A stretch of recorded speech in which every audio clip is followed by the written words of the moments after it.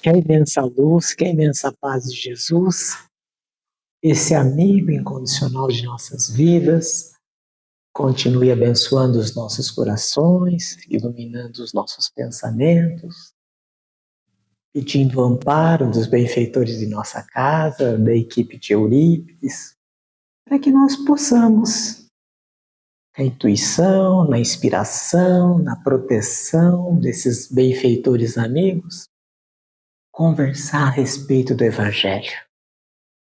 Como disse a nossa dirigente, essa boa nova de amor nos traz alegria, nos traz esperança.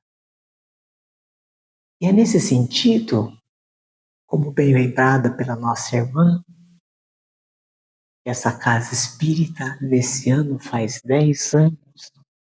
Enquanto ela falava, eu ficava pensando, o que é uma casa espírita? Qual é a função de uma casa espírita? O que ela traz na sua essência? Eu gostaria de usar esses minutinhos para a gente fazer essa reflexão. O que é uma casa espírita?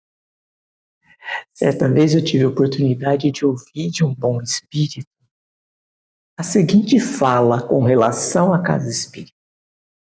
A casa espírita é um posto avançado do reino dos céus na terra. Olha que lindo! A casa espírita é um posto avançado do reino dos céus na terra. Ah, mas é só casa espírita? Não. Qualquer templo religioso que tem por base, por essência, Jesus de Nazaré. Como nós estamos numa casa espírita, então voltamos para a casa espírita.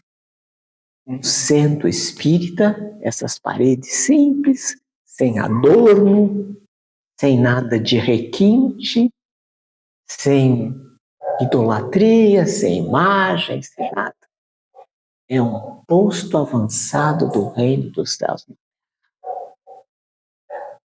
Livros, mensageiros, que nós tivemos a oportunidade de estudar juntos, os benfeitores espirituais vêm do mundo espiritual para uma casa espírita.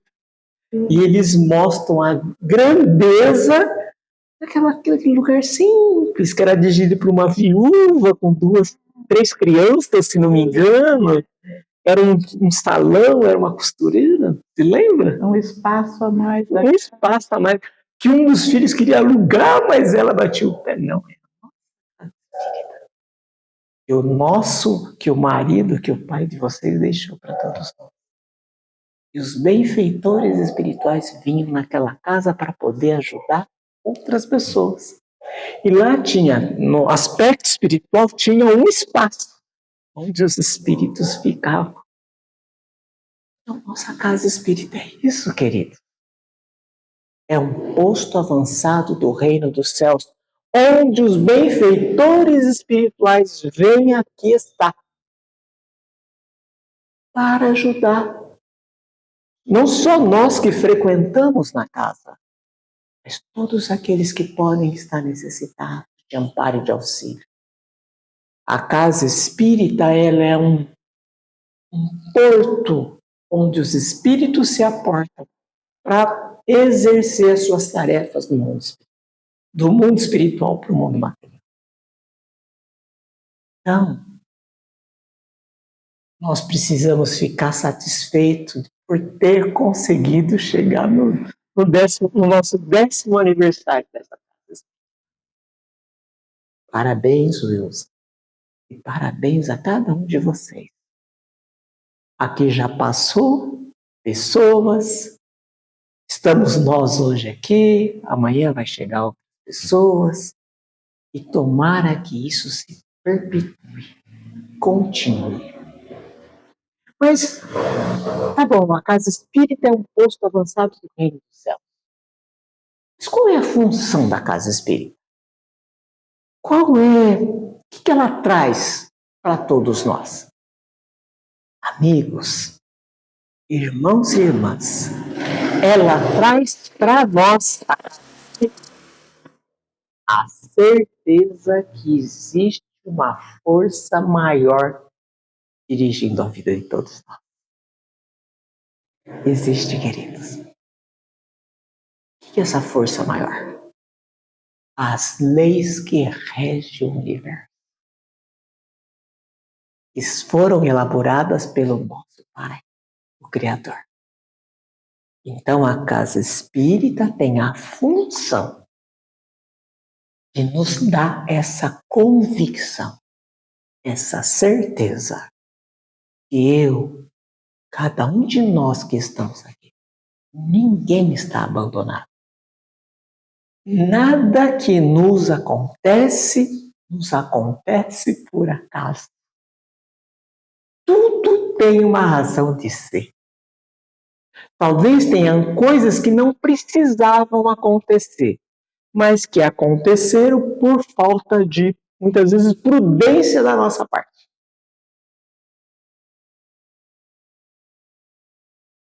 A casa espírita tem essa função de nos dar essa convicção.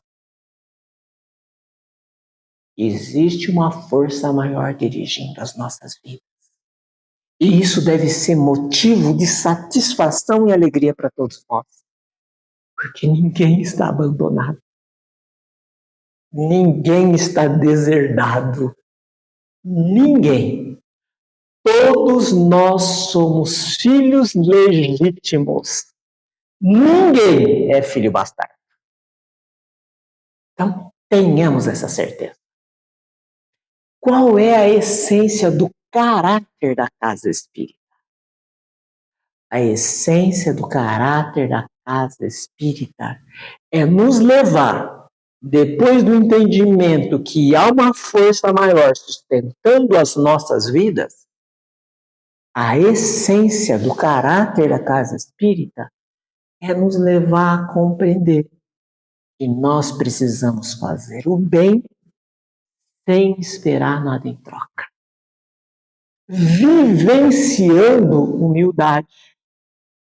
E quem vivencia a humildade e tem a certeza dessa força maior dirigindo as nossas vidas é obediente e resignado. E quem é obediente e resignado com as coisas da vida é abnegado. Então, é isso que dirige esse posto avançado do reino dos céus. E é um posto avançado do reino dos céus dirigente. Não está preocupado com a quantidade, mas está preocupado com a qualidade. Porque, queridos, não adianta saber, conhecer e não praticar. Não adianta não vivenciar os ensinamentos de Jesus. Esses ensinamentos de amor, esses ensinamentos emorredores de nossas vidas. E nesse sentido, meus queridos amigos e amigas, nós desejamos comentar a respeito de um tema que vem bem a calhar nesta noite de amor. E ele está inserido no capítulo 18 do Evangelho segundo o Espiritismo. Por que ele vem a calhar? Acabei de dizer que a casa espírita não está preocupado com a quantidade. Porque muitas vezes a quantidade não é representativa de qualidade. E o tema do capítulo 18 vai mais ou menos nessa linha. Porque ele tem o título: Muitos os chamados e poucos os escolhidos. Então, o título já é chamativo, porque muitos são chamados a empreender os ensinamentos de Jesus. Mas ainda são poucos aqueles que se deixam tocar, se deixam levar por esses ensinamentos de amor. Então, vamos falar um pouquinho a respeito desse capítulo 18. Esse capítulo 18, queridos, ele está dividido da seguinte forma. O item número 1, Allan Kardec, o codificador da doutrina espírita, ele dividiu como parábola do festim de núpcias. No item número 3, ele fala da porta estreita. Então, é o conteúdo deste capítulo. No item número 6, os que não são os que dizem Senhor, Senhor. Não são só aqueles que dizem Senhor, Senhor, que entrarão no reino dos céus. No item número 10, a quem muito foi dado, muito será perdido. Nas instruções dos Espíritos, nós temos: ao que tem, se dará. Ainda continuando na instrução dos Espíritos, tem o título: Reconhece-se o cristão pelas obras. É claro que 30 minutos, 40 minutos, 1 hora, daria para abordar todo esse tema. Então, nós vamos mergulhar no item número 1, da parábola. E dessa parábola, tentar, de acordo ao nosso entendimento, da inspiração do momento, subtrair os ensinamentos edificantes para a nossa vida. Então, vamos ler a parábola. A parábola tem o título: Parábola da festa de núpcias. E respondendo Jesus, lhe tornou a falar segunda vez em parábola, dizendo: O reino dos céus é semelhante a um homem rei que faz as bodas a seu filho e mandou os seus servos a chamar os convidados para as bodas. Mas eles recusaram ir. Enviou de novo outros servos com este recado: Dizei aos convidados: Eis aqui tenho preparado o meu banquete. Os meus touros e os animais cevados já estão mortos. E tudo pronto. Vinde às bodas. Mas eles desprezaram o convite e se foram, um para sua casa de campo, o outro para o seu tráfico. Outros, porém, lançaram mão dos servos que ele enviara, e depois de haverem ultrajaram, os mataram. Mas o rei, tendo ouvido isto, se irou, e tendo fazer marchar os seus exércitos, acabou com aqueles homicidas e pôs fogo em suas cidades. Então disse a outros servos: As bodas com efeito estão aparelhadas, mas os que foram convidados não foram dignos de se acharem no banquete. E depois a saída das ruas, e a quanto achardes, convidai-os para as bodas.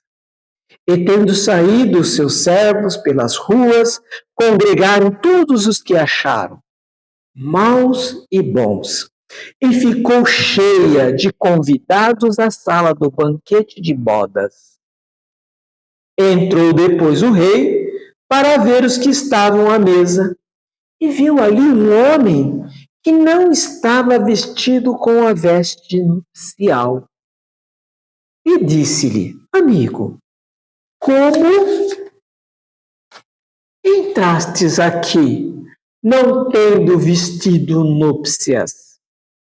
Mas ele, o interrogado, emudeceu. Então disse o rei aos seus ministros: Atai-o de pés e mãos e lançai-o nas trevas exteriores. Aí haverá choro e ranger de dentes. Aí vem a frase que é o título do capítulo. Porque são muitos os chamados e poucos os escolhidos. Então, meus queridos e minhas queridas, essa é a parábola. Essa é a narrativa que Jesus contou àquela época. E sobre a luz da doutrina espírita, nós vamos ver que essa parábola, ela é atualíssima. Porque essa parábola, ainda ela representa uma coisa que é muito falada no meio espírita nos dias de hoje. O momento da regeneração. Hoje nós falamos desse momento de regeneração, nesse expurgo que há de acontecer para aqueles que são renitentes no mal. É comum a gente ver no meio espírita esses comentários. Mas veja que Jesus falava isso há mais de 2000 anos atrás. Nessa parábola, como nós vamos ver daqui a pouco, esse ensinamento está encerrado dentro dela. Mas a parábola, ela tem alguns elementos.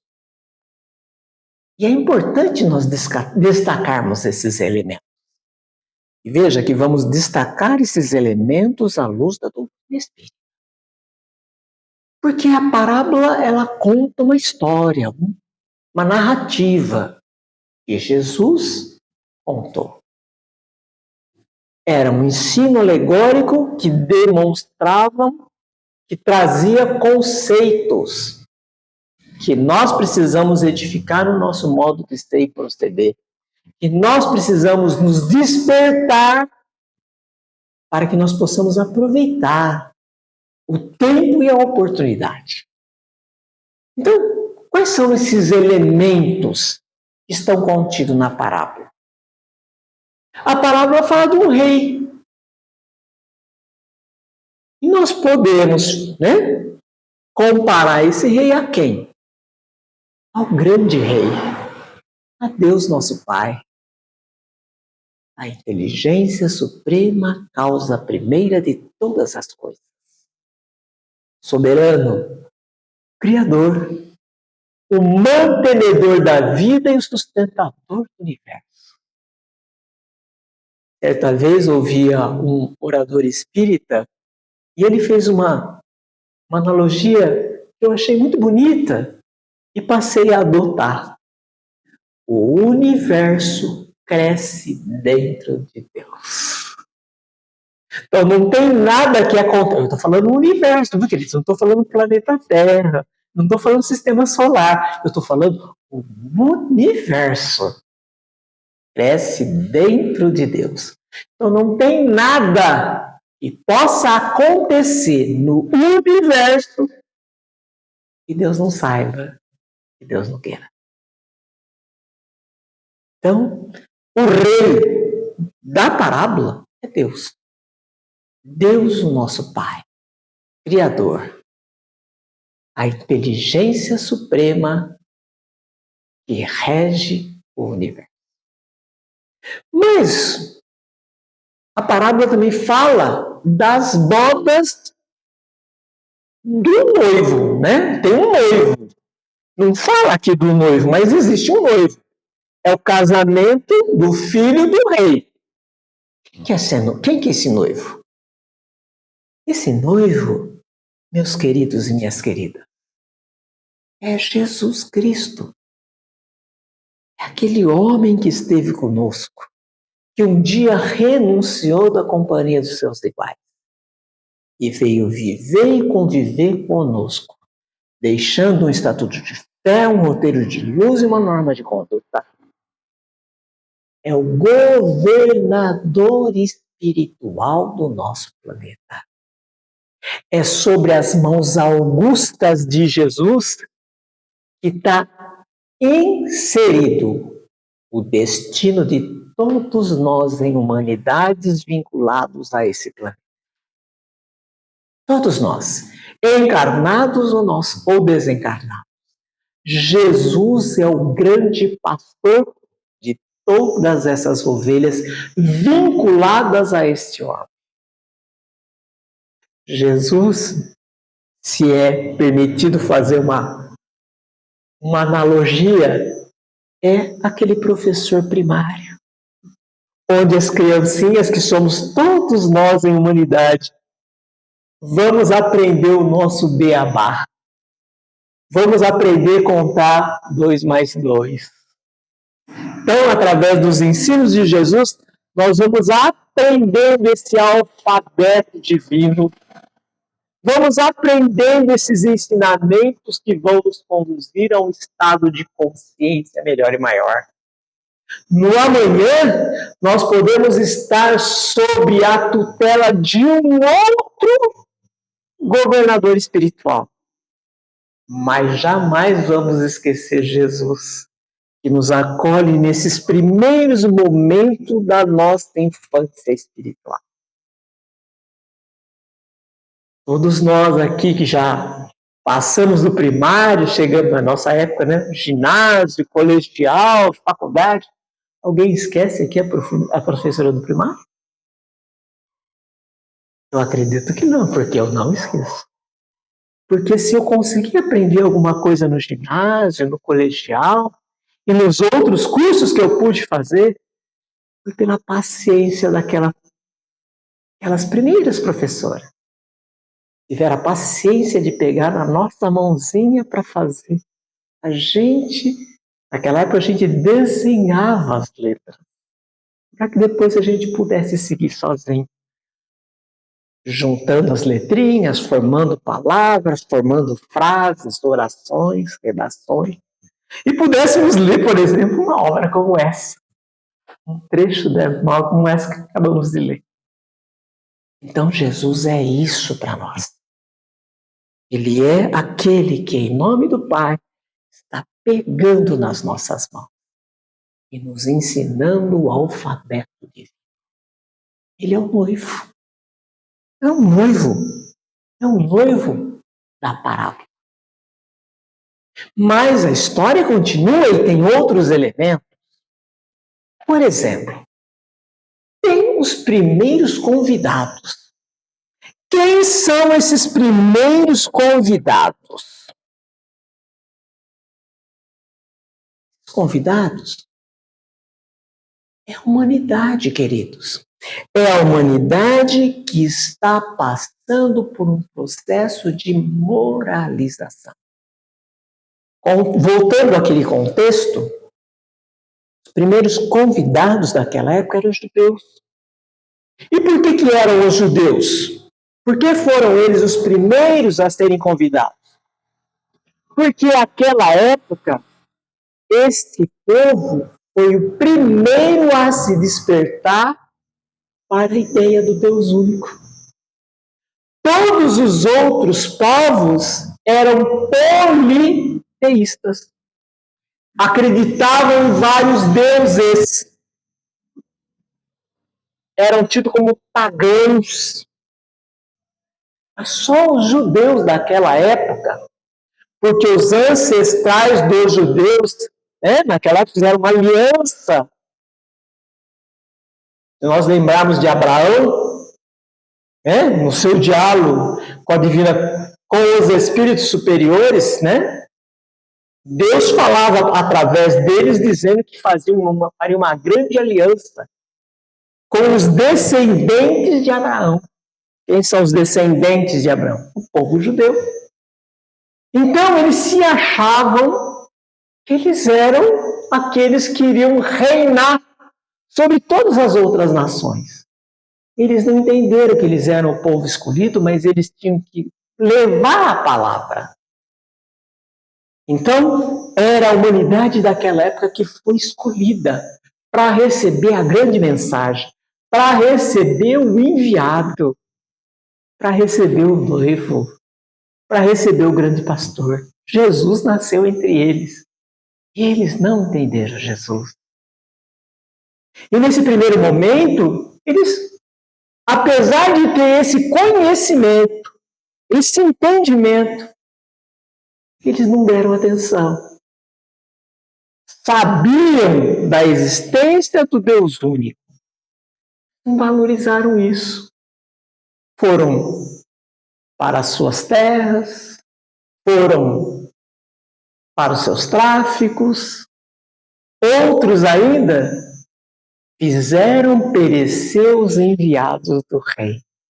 Eram os profetas da época. Quantos profetas foram sacrificados?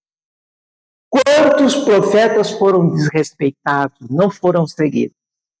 Então, esses são os primeiros convidados. Que depois se estendeu aos outros convidados. Já que o primeiro povo escolheu, os primeiros convidados não aceitaram, o que o rei fez? Mandou outro servo e convidou a todos. Ou seja, abrindo o convite de uma maneira universal a todos. Bons ou maus, sábios ou ignorantes, justos ou injustos, crentes ou descrentes, todos foram convidados para o banquete celestial, para o banquete de pão. Mas existem outros elementos. Qual é o significado das bodas, da festa em si? O significado da festa em si é a regeneração da humanidade. Aqueles que estão participando daquela festa, daquele casamento do noivo, é a humanidade regenerada. É a humanidade que entendeu os ensinamentos de Jesus e o pratica através do exercício da humildade, através do exercício da caridade. Nesse sentido, quem é a noiva? A noiva é a humanidade. Somos todos nós. Que somos levados a sair de um estado de imoralidade a um estado de moralidade. Mas existe um elemento fundamental nessa parábola, que é a túnica nupcial. O que significa a túnica nupcial?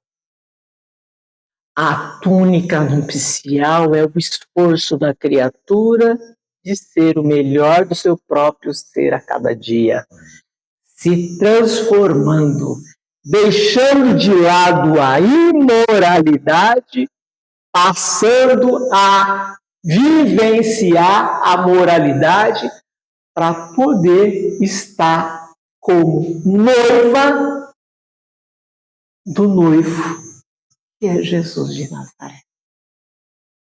Então esse é o significado da parábola.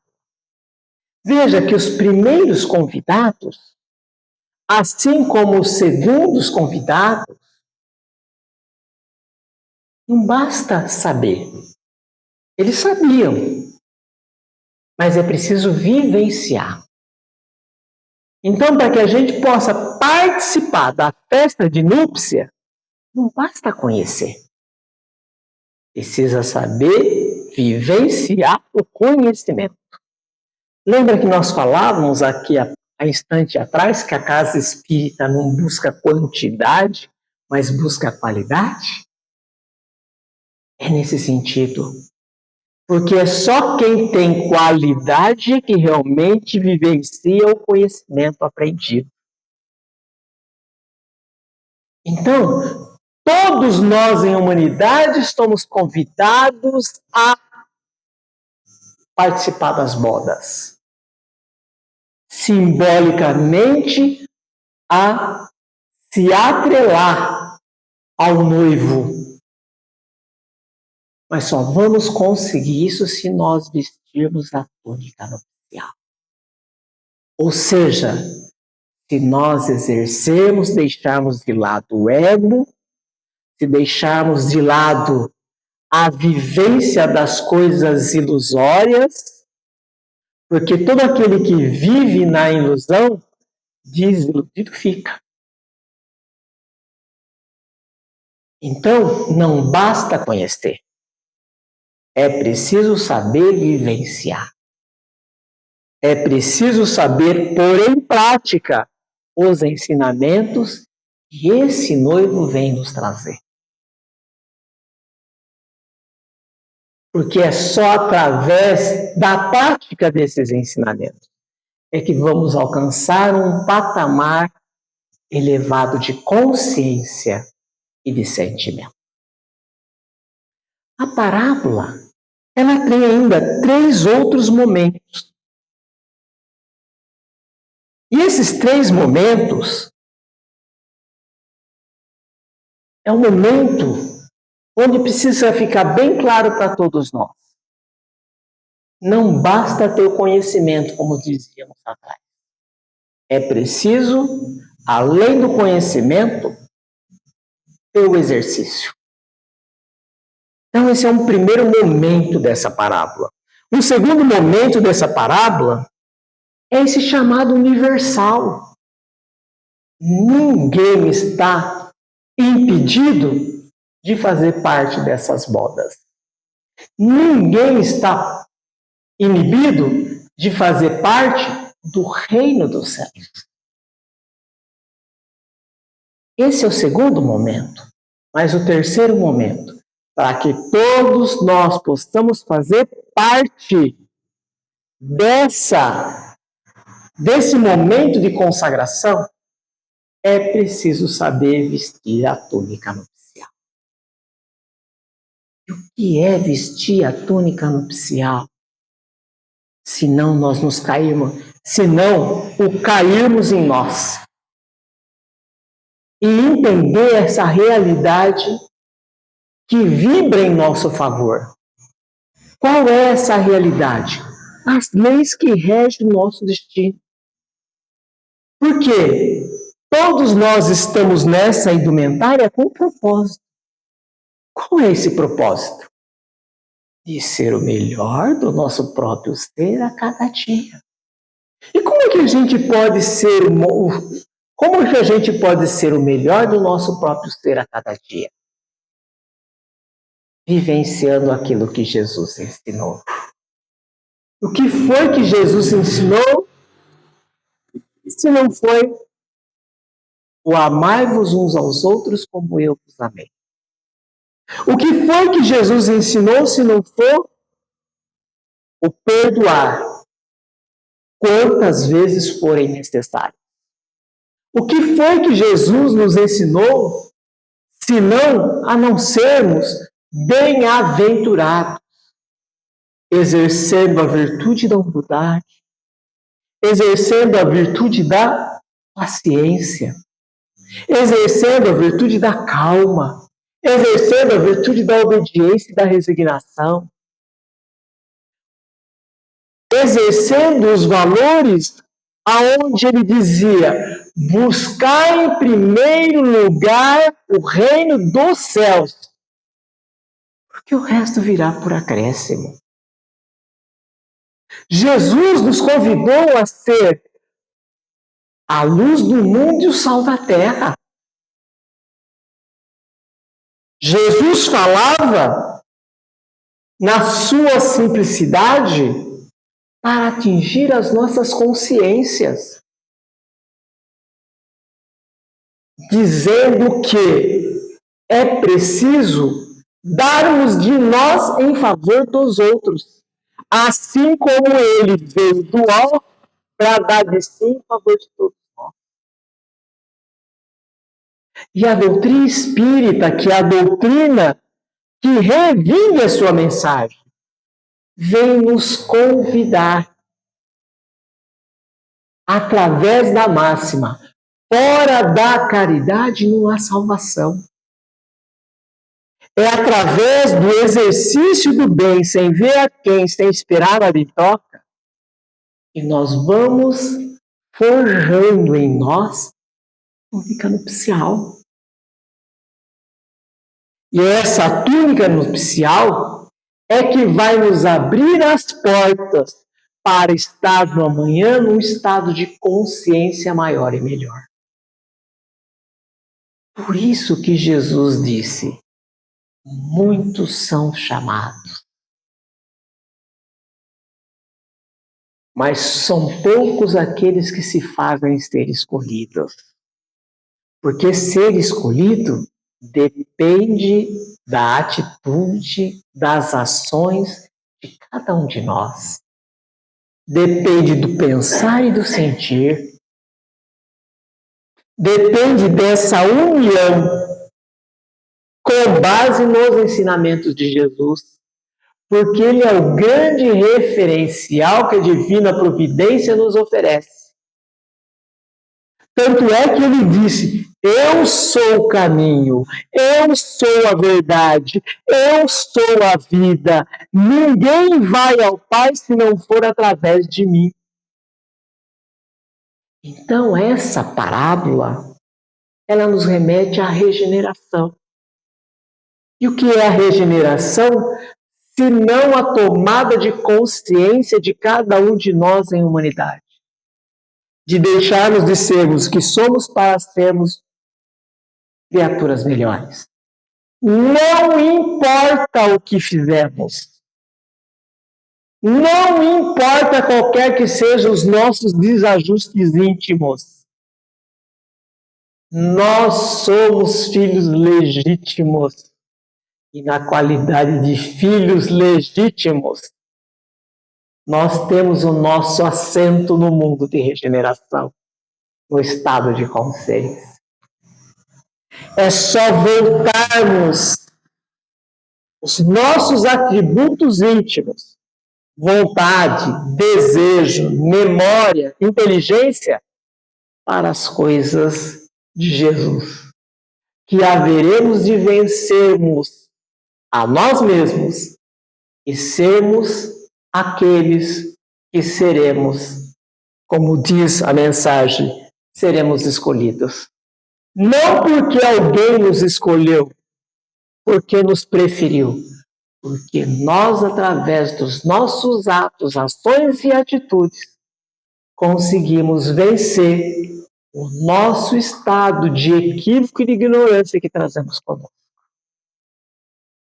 Muitos são chamados, poucos são os escolhidos. A pergunta que deve ficar para todos nós nesta noite de amor: o que é que nós estamos fazendo para ser escolhidos? Estamos seguindo os ensinamentos de Jesus? Estamos pondo em prática o seu convite de amor? Porque ele disse: vinde a mim todos vós que estáis cansados e sobrecarregados, e eu vos aliviarei. Tomai sobre vós o meu jugo e aprendei de mim, que sou manso e humilde de coração. E encontrarão o alívio para as vossas dores. Jesus é o caminho, Jesus é a verdade, Jesus é a vida. Feliz daquele que souber seguir esse caminho, seguir essa verdade e vivenciar a vida dele. Porque se fará, além de chamado, será escolhido. Muita luz, muita paz, felicidade a todos. Até o nosso próximo encontro, em nome de Jesus.